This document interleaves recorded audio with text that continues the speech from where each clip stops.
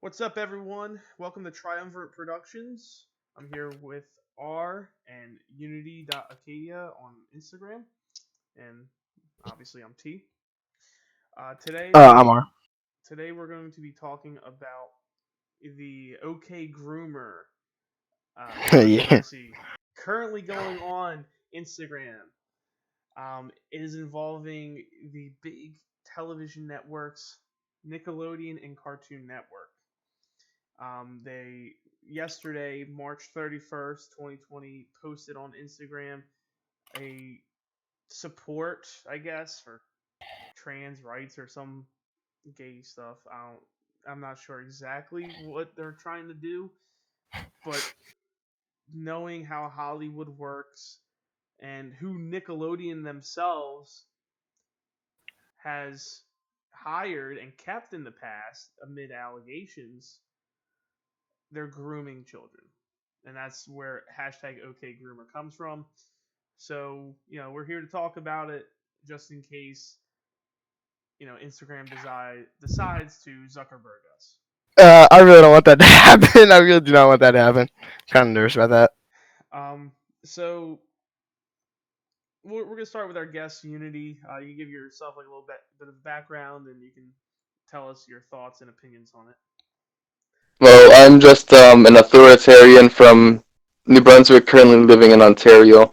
I'm French Canadian, nothing much to say about me besides that. Most of it is pretty confidential, but something I have to say about this is that it's just pure, outright degeneracy, in my opinion. They should not be subjecting very vulnerable, like people who've yet to form opinions on this, to their agenda.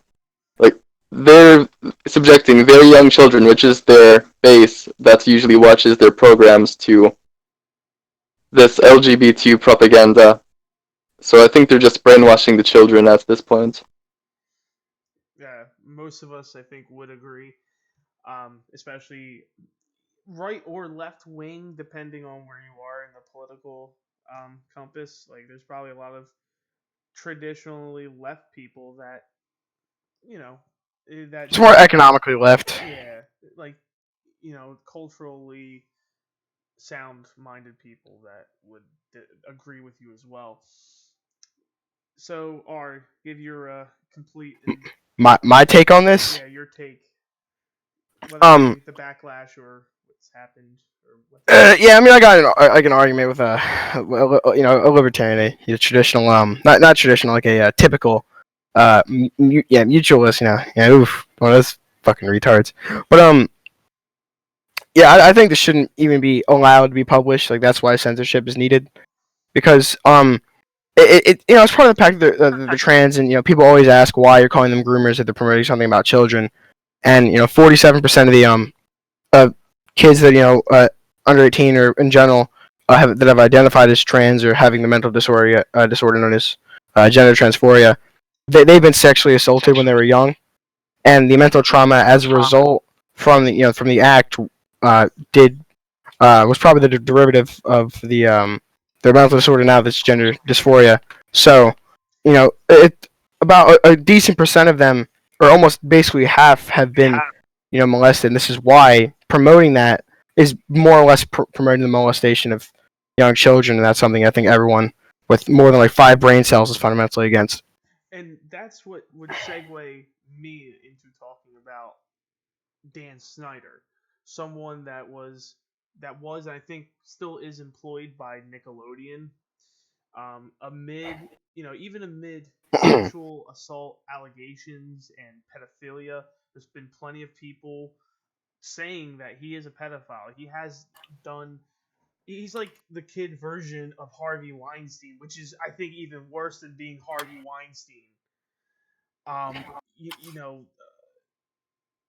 people like to believe, and I'm one of them, like to believe that Jamie Lynn Spears, the star of Zoe 101, uh, was basically, you know, sexually assaulted by Dan Schneider, and she got pregnant with his kid. That's a popular opinion, and I like to subscribe to that opinion.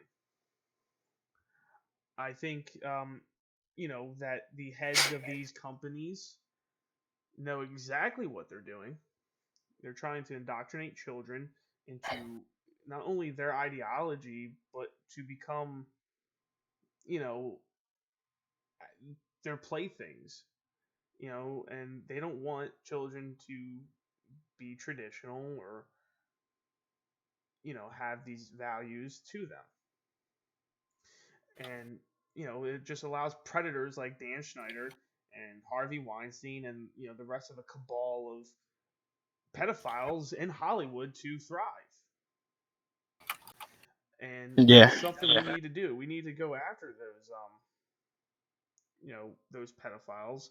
And I know on Politigram there is like a whole anti-pedo coalition, and I agree with their movement. It's just I don't agree with their leadership.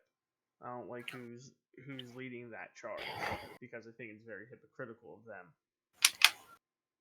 And for those who don't know, this anti-pedophile coalition is being led by Jew-wingism, and the admins there are, some of them are pretty fond of Israel, and Israel has been known to hide pedophiles and give them amnesty.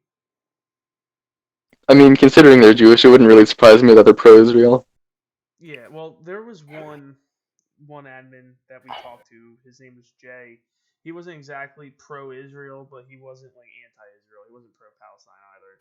He was just like he doesn't agree with like Netanyahu, but still like they are pro-Israel. Israel has a well-recorded history of hiding pedophiles, and like let us not forget Jeffrey Epstein. Like that is that's a case Man's ain't dead yet. like that is a case that needs to be reopened, because he was probably a financer of all of that. He's probably in bed with Cartoon Network and Nickelodeon at one point. It is entertainment. He was involved with Hollywood. He was a financer. And, and we also have to give props to Disney for not chiming in on that bullshit. Well, Disney's like completely shut down. Well, yeah, but like Disney Channel and etc. Like they did not say a single word about all this. I checked every single one of their Instagrams of prevalence. They didn't have a single post nor story about Trans Day of Visibility or whatever. So we have to give credit where credit's due. And I have a year-long beef with Disney, but that beef is now not as heavy. But no, we have to look at how this is going to backfire, though. How it's going to affect Instagram and Politigram in the next month, 3 months, year, and that's what we have to worry about. Yeah. I kind of wish like a lot more people saw it, or some bigger pages who we will not name, shouted it out and kind of like promoted it. Like I mean, like they sort of shouted it out, but like they didn't say directly what to do. They said, "Oh, this isn't cool." Like no, just say to rate it. That's funny, because you want the opposition to drown out the people who are actually supporting it, to show that not that many people support it, or they want it to happen. Because if we can show that our numbers are larger than theirs, eventually people will start they'll start to actually take more people on the right seriously. They won't actually doubt the numbers as much as they do now. Because I think like the far right culturally, there are a lot more people, and a lot more people are shifting that way. Mm-hmm. As a result, with the whole whole coronavirus situation becoming more national. Yeah, but there is a bunch of people that are kind of afraid to say it because of what they might be labeled as. Yeah, but myself and a lot of my my friends or other people I know, we kind of don't care anymore. Like you can call us whatever, we know what we are. You're only trying to label us as that because you're afraid. Because we're actually legitimate opposition to your deeply politically entrenched ideology. We're actually threatening that power in place. So you're on the defensive now. The right isn't on the defensive anymore because we've lost it. We've lost. We're on the defensive, so now it's our time to go on the offensive. And raids like this that are becoming ever more prevalent, ever more common. It's kind of showing that we are becoming the cultural norm now. And that's the thing. We needed more support, and we needed more. We needed more voices. It kind of goes back to that one. I think it was an Instagram post of that gun shop where they were selling or giving away a M1 Garand or whatever, and what do you call it? People were like, "Oh, there's only 5 Nazis confirmed in America," and it's like, 8, yeah. yeah, it's like make that 9, make that 10, went all the way to like 300. They cut it off at 800. Yeah, so that's the issue. It's like if we got more exposure on this raid, people wouldn't be silenced the day after, because then it would become more prevalent that we know exactly what's going on. What happened with American Coalition, and I can't give them. It's not giving them free press because they're no longer a page. But what happened with that page is you can't. Nothing's gonna happen anymore. You can't prove or disprove that it was because of the raid. Unfortunately, we need like 3 more people to like die from this raid. Like bigger pages. Yeah, like if right wingism, the actual page, and I don't care if I'm giving them exposure because I feel like they should give us exposure. It's only being the bigger man. Mm. If they were to get banned or zucked or whatever because of that raid, then we would know for sure, like, oh my god, they went after one of the biggest politigram pages out there. But we also we needed like neocons or paleocons or Nick, like if someone like Nick Fuentes went up and said, oh yeah guys, let's go raid Nickelodeon or Cartoon Network for that matter, and say okay groomer, then Thousands of people would have done it. thousands of people would have done it, and it would have been like, holy crap, we're in the wrong here. We should not have done that. And Nickelodeon's actively deleting comments. They're Yeah, I know, but we just keep coming back. yeah, Like, well, it should only go so far, man. the resilience of the right is known, and they're not going to. We're not going to sleep until something bigger comes along. Like the whole Jeffrey Epstein thing. When that broke, everyone was on it, and then people are still kind of on it. I still see it a lot of. I see it around a lot. So it's just at this point we need to consolidate and get more exposure out there. The right needs more like organized groups to start kind of taking this on. Yeah. You know what I mean? Like more organized like pages with like not like official members, but members that are like, for example, you have like one big chat and he's put a post in like everyone raid this, and then everyone goes and raids it. That'd be kind of the ideal. Yeah, and I mean I think that is around, but it's just like those chats, they become cancerous after a while, and then people start leaving them. Mm-hmm.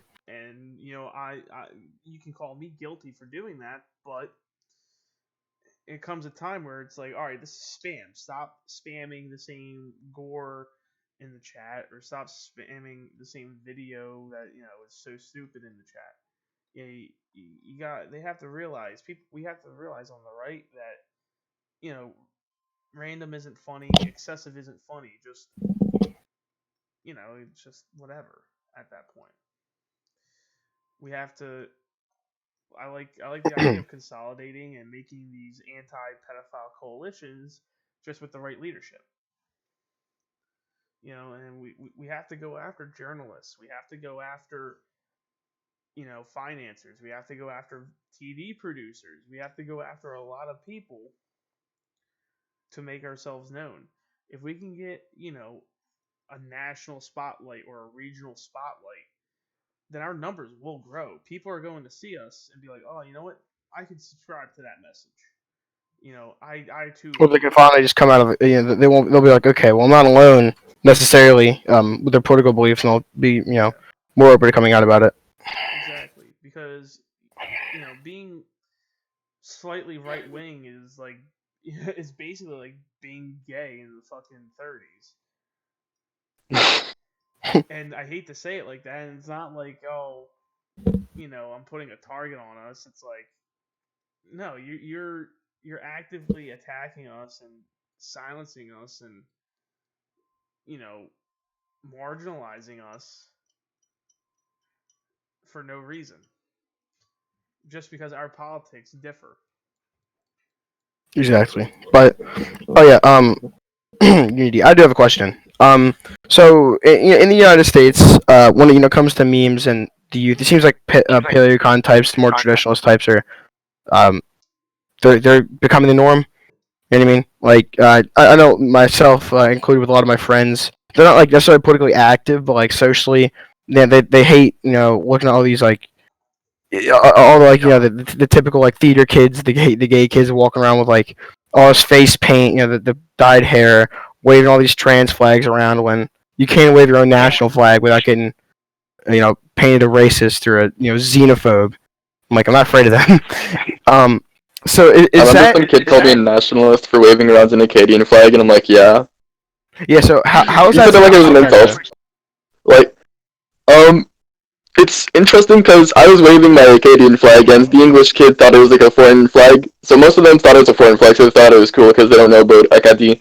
So most of it was cool, but someone knew what it was, and they're like, "Wow, you're a nationalist." I'm like, I don't know why some people would call what someone is as an insult. It doesn't really make any he's a sense. That's like nationalist. It's not a bad thing.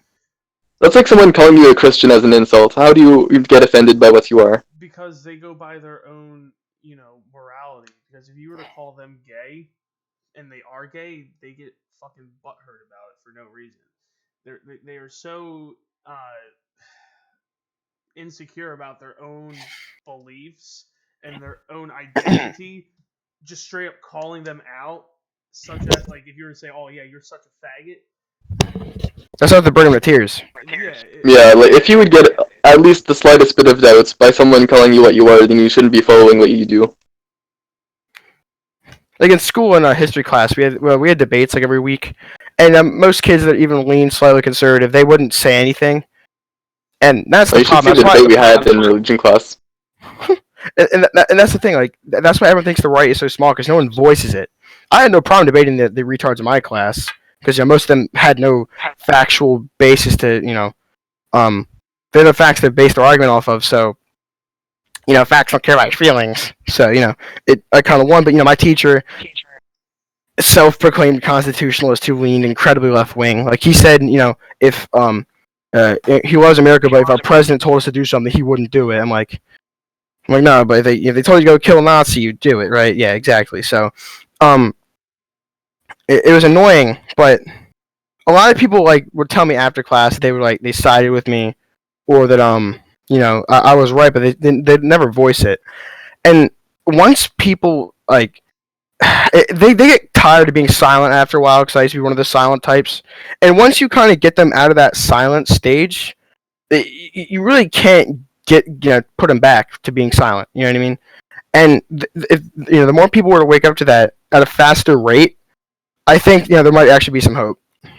But that is yet to be seen. It's and annoying. and that's the thing. It's we have to.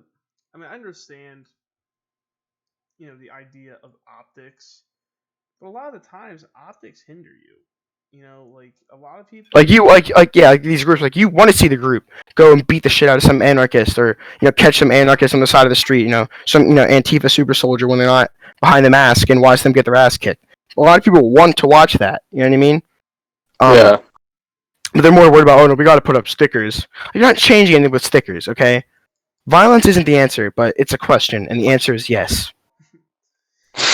That's how it's supposed to work. Yeah, and especially at this moment in time, how we are what we are facing up against. We definitely need to go after the people, our enemies, more or less. We Yeah, have we to need to go. tread on them. Yeah, We have to, and our enemies are clearly leftists that just want us to die as a race. The ones that are actively supporting white genocide. That's something we have to we have to address as the right and attack, because we can bitch about our economic policies, or what type of genocide or whatever, what kind of gas chambers are the best. Or what form of government is the best. Yeah. Like, but at the end of the day, you want like a nationalist government, whether it was voted in or it's autocratic. So, and that's the problem. Like all these figureheads get caught up in wanting their own utopia or ideal, that they're not willing to compromise. I get you want to compromise on your principles, but when your principles are the same, it's just the method is different. There needs to be some sort of compromise to fight for an ideal situation in which you can manage after the fact. You know what I mean? Yeah, and that's the issue. It's like we can do all the infighting we want, and it becomes autistic after quite some time. But it gets us nowhere. We could argue that, oh, you know what, Keynesian economics is the best. Meanwhile, but Austrian economics is garbage, or vice versa. It doesn't matter when we're dying in massive rates. Yeah, we're not giving birth. So Yeah. it's funny because they'll talk about this ideology, but what's your ideology going to matter when no one's around to practice it? Yeah, because those who are civnats can say, oh, if only Detroit voted Republican, it'd be Be paradise. Or We taught them the market. It'd be paradise. if we taught blacks capitalism, Chicago wouldn't be a gangland. No, it's not. It's embedded in nature. They're not going to subscribe to your ideals, to your Western ideals, when they're non-Western. Yeah, it's nothing against them. They're just preserving their own ideals, and the West should have the right to do that themselves. That's the problem. It's like, oh, you can't enforce, like, when someone immigrates to the country, oh, you can't enforce your culture on them. Oh, but they can enforce their culture on us, and that's fine. Exactly. Right? But no, the purpose of you coming here is to become an American. You must assimilate, or you're not supposed to be here. And we can get into the whole immigration debate, but I don't think anyone should come in unless you're actually needed within the workforce. If there's some sort of field that has very low unemployment and very low job prospects, and it's an essential field that needs to be filled, you either allocate labor from some other field, or you bring in labor from skilled countries that preferably speak English because that's our language. And you can say, oh, America doesn't have a national language. Well, neither does Mexico, so I can go there and speak English all I fucking want. It's the same logic, you know what I mean? Mexico's national language isn't Spanish. They don't have one. So, I can go there and start speaking English all I want, and I can just preach the same logic. But yet again, it only applies to white countries. Well, there are actually ethnic Italians in Mexico that speak Italian. So that's the whole idea. That's the principle being applied to the rule, per se. And that's the issue. It's like like Unity. If, let's just say, Quebec, like a bunch of Quebecians were to just have a diaspora of Quebec, and they went into Ontario and Saskatchewan and Alberta, and they demanded, that all the laws be changed and the languages be changed to French. That probably wouldn't fly. Yeah, it just wouldn't be right. It wouldn't fly. That's actually what happens in New Brunswick over time. There's just more and more English people that come in. I've seen towns and cities that used to be all French slowly become English in the span of 5 years. Wow. And so I went back recently, and I saw all this change, and I'm like, something needs to be done about this. We're losing our language, we're losing our culture. That's the main reason why I actually made this page. Yeah. And you know what? In Maine, where I used to live, in that same, cultural region, they speak some French there too. They fly the same flag. As Occasion at their state, question mark. Yeah, it's like Eastern Maine is all that. Well, Northern Maine, and New Brunswick. That could be and there's parts of Vermont and New Hampshire that speak French because they border parts of Quebec. So, but here's the thing: like when I worked there at a pharmacy, and someone came up to me speaking French. I'm like, oh, I'm sorry, I don't speak it. They didn't get really mad at me. I mean, maybe they gave me like a slightly dirty look, but down here, it's Spanish. It's Spanish. It's 51%. Spanish. We're a minority here. Yeah, it's like 51% South American, Central American, whatever, Latin America.